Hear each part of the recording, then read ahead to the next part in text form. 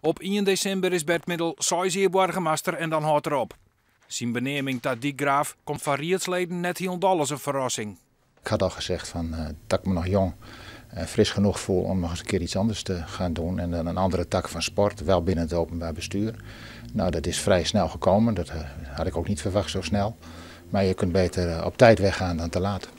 Middel stier bekend als een burgemeester die het graag onder de meesten wie. De inwoners van Smellingerloon reageren minkt op zijn vertrek. Je burgemeester gaat voor, is dat spietig of niet? Ja, zeker spietig, want hij doet heel veel voor ons.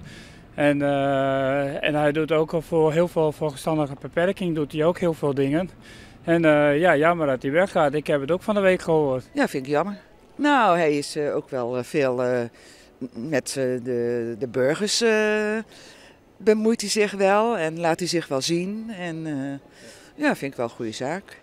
Kritiekpunten ben direct, bij gelijks op zijn strange alcoholbeleid.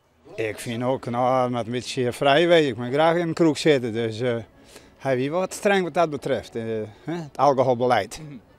Ik weet dat hij het christelijke deel van Drachten en omstreken niet echt ondersteunt. En dat vind ik jammer.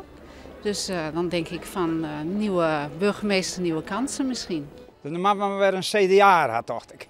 Ja, nou, ik heb geprobeerd toegankelijk te zijn en voor iedereen.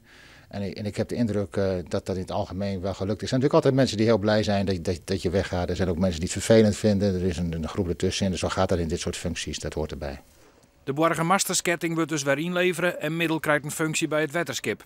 Ik word dijkgraaf, dus voorzitter van het waterschap Noorderzijl-Vest. Dat is een waterschap in Groningen, Drenthe en een stukje Friesland. Een gebied dat ik goed ken, waar ik me mee verweven voel in het noorden. Dus leuk.